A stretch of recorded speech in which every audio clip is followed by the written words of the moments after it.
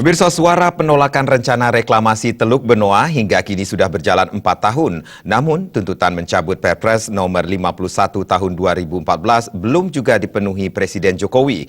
Di tengah aksi menolak reklamasi Teluk Benoa yang semakin masif disuarakan masyarakat Bali, anggota Komisi 7 DPR yang juga membidangi masalah lingkungan hidup, Mokhtar Tompo, menyatakan Komisi 7 sesuai dengan fungsi dan kewenangannya berkewajiban untuk menerima dan menyelesaikan segala aspirasi dan permasalahan yang terjadi di masyarakat, terlebih yang berkaitan dengan lingkungan hidup.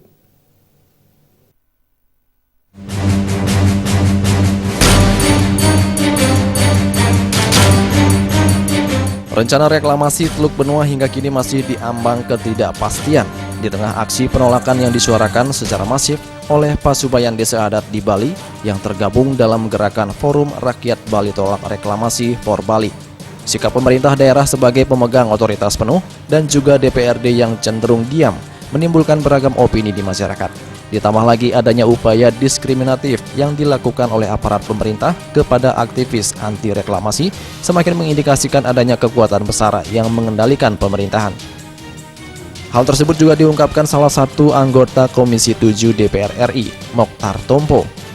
Ia menilai adanya desakan politik yang besar yang dialami pemerintah Bali dan juga anggota DPRD Bali yang membuat mereka tidak bisa berbuat banyak. Kalau tidak ada lagi di sana yang membackup atau membela kepentingan masyarakat adat, waduh, ngeri nih. Seolah-olah bahwa ini sudah terbeli semua, sudah terjadi semua gitu. Saya tidak ingin menuduh siapa, tetapi kan bagi saya sangat naif kalau gerakan seperti itu terblow up di media secara besar-besaran, kemudian DPRD Bali tidak bisa mengambil sikap. Gitu. Ini kan secara hukum jelas.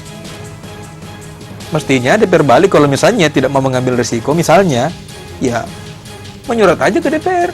Nanti kita selesaikan di sini. Selama 4 tahun gerakan penolakan reklamasi yang disuarakan oleh masyarakat Bali dan juga aktivis lingkungan, tuntutannya hanya satu, yaitu cabut Perpres nomor 51 tahun 2014 yang menjadi dasar hukum pelaksanaan mega proyek reklamasi Teluk Benoa. Hasil uji AMDAL yang dilakukan oleh Universitas Udayana menjadi salah satu dasar penolakan reklamasi Teluk Benoa, di samping faktor religi yang diyakini oleh masyarakat Bali bahwa Teluk Benoa merupakan kawasan suci. Namun segala alasan yang dikemukakan tersebut seolah kandas dan tak mampu meluluhkan hati para pemangku kekuasaan di Bali. Hukum adat yang sudah jelas dilindungi undang-undang tak mampu melawan Perpres yang secara hukum seharusnya tunduk kepada undang-undang. Ini memang mengalami benturan ya, karena kalau kita uji Perpres kemudian undang-undang, lebih tinggi undang-undang dong. Masyarakat Bali ini berhak untuk menuntut kelestarian alam, apalagi ini ada hal yang diyakini yang substansial, sesuatu yang suci, yang sakral. Itu mereka yakini karena mungkin ini sebagian besar dari reklamasi Benoa ini masuk dalam wilayah desa-desa Pakraman, desa adat. Dan desa adat itu dilindungi oleh Undang-Undang Nomor 6 tahun 2014. Mereka punya hak otonomi, dan ketika itu dilakukan, kemudian masyarakat adat sudah melegalkan itu, maka itu adalah hukum adat yang harus dipatuhi, dan itu diatur oleh undang-undang.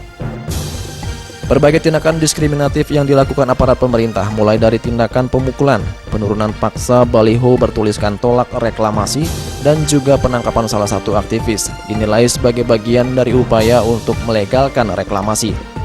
Menurut Mokhtar Tompo, jika ini terus dibiarkan, maka tidak menutup kemungkinan kedudukan adat yang dilindungi oleh undang-undang akan didiskresi oleh kepentingan kekuasaan yang bermodal besar yang berada di balik penguasa. Jadi kalau Bali sampai masyarakatnya semakin masif, apalagi sudah gerakan masyarakat adat masif, maka yang menyorot ini kan bukan Indonesia, tapi dunia. Gitu. Itu adalah performance miniatur Indonesia, perwajah Indonesia itu ada di Bali.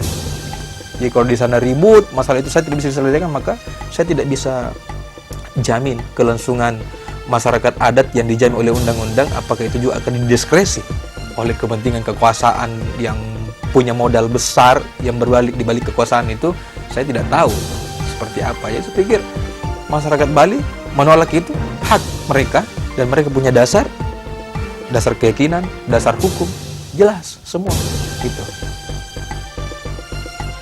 Dari Jakarta, Juli Suwardo melaporkan.